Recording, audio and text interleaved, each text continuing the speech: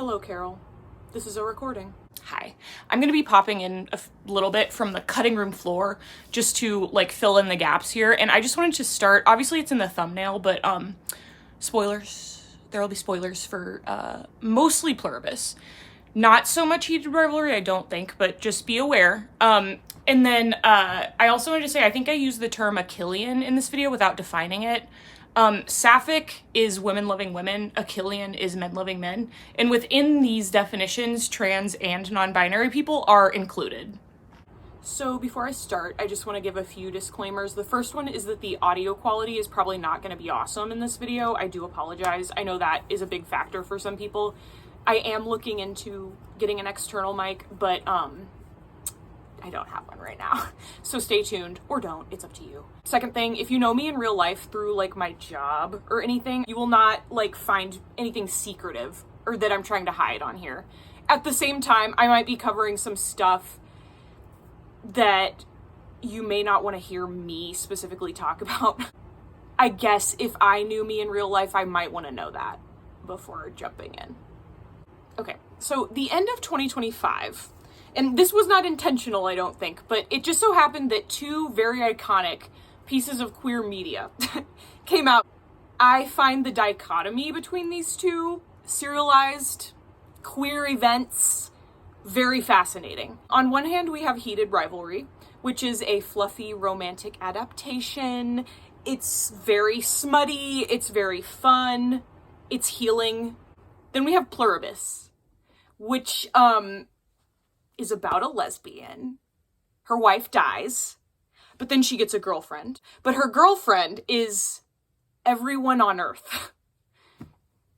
And then they break up anyway. It feels almost like a little unfair to even talk about Heated Rivalry and Pluribus in like the same sentence or like the same, like, it feels weird to even compare them because they're so different. Basically, we have like this soft, sweet, very necessary story, Achillean story. Like seeing men treat each other with such softness and tenderness, I have chills. Like it like heals me. Any form of queer love does affect me very personally. It kind of makes me feel like a voyeur. It's like not pornographic. I think that's what it is. It's intimacy, but it's not pornographic. So Pluribus is kind of the opposite of this in every way. It's a sci-fi thriller created by Vince Gilligan, who is the Breaking Bad guy. Pluribus is queer media.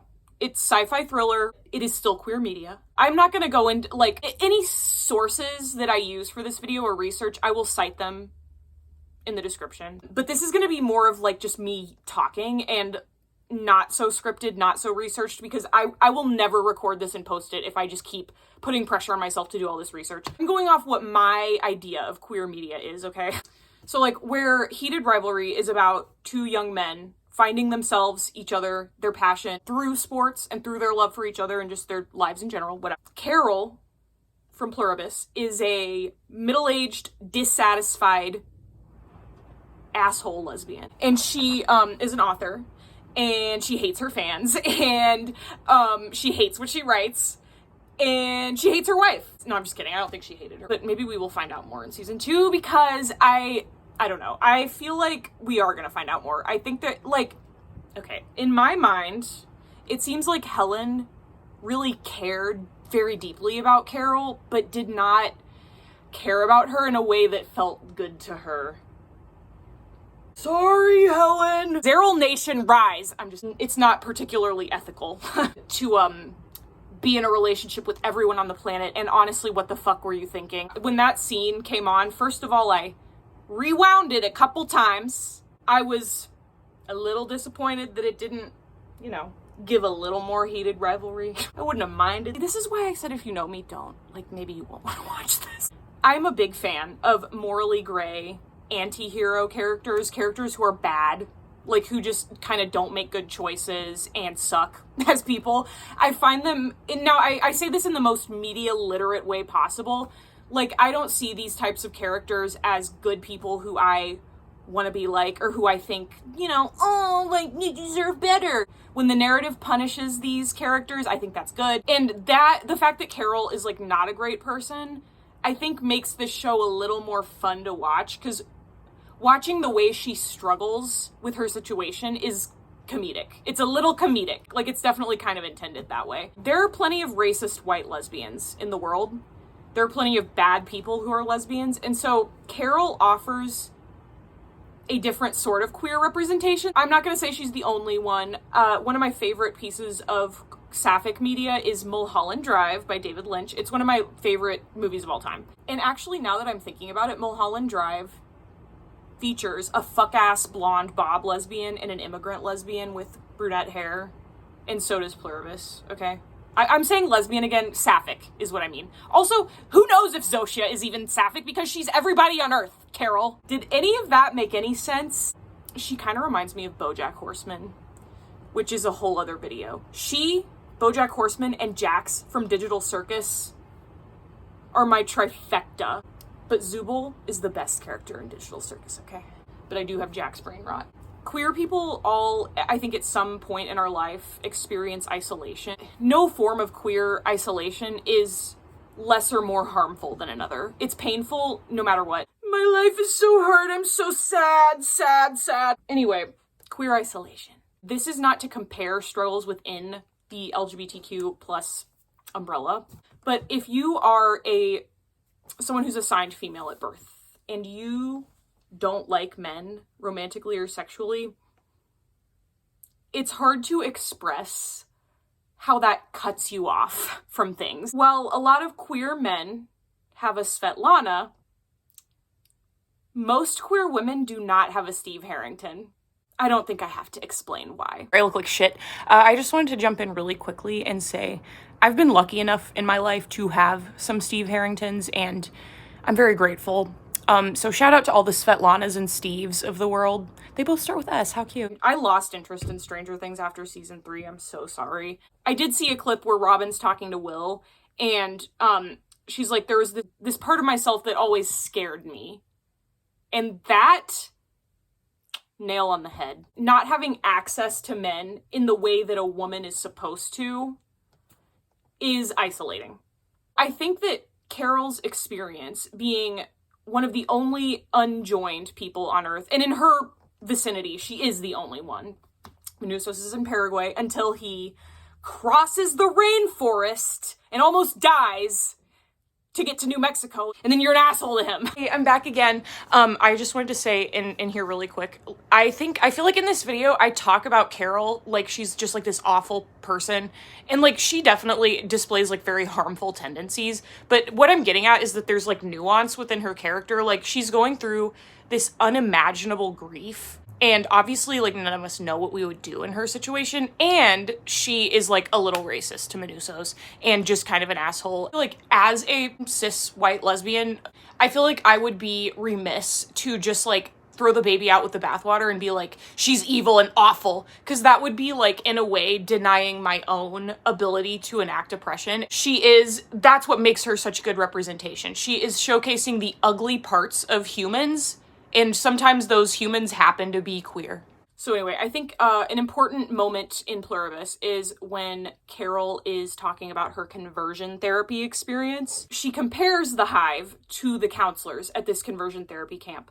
The way that they have this charming affect and believe they know what's best for her when actually they're harming her. That, I think, is the moment where I kind of was like, oh, this could kind of be a metaphor for lesbian isolation, in the sense that everyone else appears to be the same and to be normal, or a hive. In Pluribus's context, a hive. They're not normal. These people are not normal. This is all to say that I feel like Heated Rivalry and Pluribus fall on opposite ends of the representation spectrum and are both very necessary.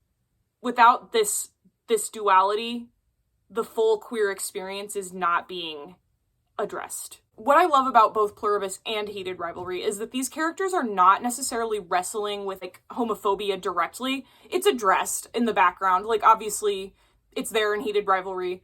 And, like I said, Carol brings up her experience with conversion therapy and how, like, her character in her book was written as a woman and she chickened out at the end. The struggle that these characters are facing just does not have to do inherently with, like, homophobia or the fact that they are queer. With Heated Rivalry, it's like the struggle is like the distance, the like confusion about their feelings, and like the just craziness of it all. These are like professional like hockey players. And then with Pluribus, it's like obviously there's this apocalyptic event happening. And so these stories both just, I feel like, do a really good job of like acknowledging that it's a struggle to exist as a queer person in the world, but that's not the only struggle that queer people face. We are actually just people with struggles also. I think that like Heated Rivalry sets a precedent for queer joy in media that I think we will not come back from, and I'm so glad about that. Like, this is the blueprint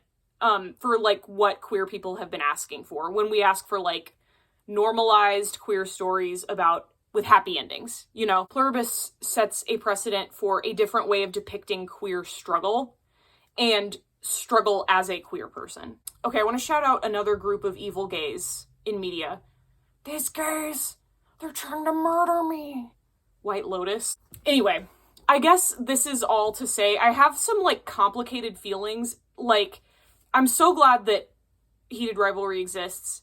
At the same time, there is this part of me that is like angry that sapphics don't have that. And the thing is, gays didn't really have that before Heated Rivalry either. It's not like, oh, so the gays get to be happy, but the lesbians get dust. It's more like, damn, how beautiful is this? I really connect with it because I'm queer. These characters are queer. I can feel like that, their love and affection for each other. All queers deserve this Heated Rivalry business. There is something about Heated Rivalry and Pluribus happening at the same time. I don't know. And it's also not like all sapphic stories are desolate and isolated. Like, some of them have a relatively happy ending. Ironically, the movie Carol, which also has a lesbian that's got a blonde fuck-ass bob. I don't really know what my point is. I guess my thesis is essentially queer people deserve to have happy stories and happy endings in media. We also deserve to have representation that runs the gamut of types of people who happen to be queer. But yeah, basically both of these stories don't have homophobia as like an active driving antagonist. They address it gently and in a very like brief, respectful way.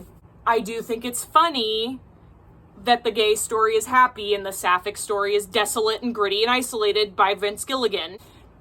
I guess I'm a little envious. All you Achillean men out there, enjoy. Okay? Just remember who's first in the acronym.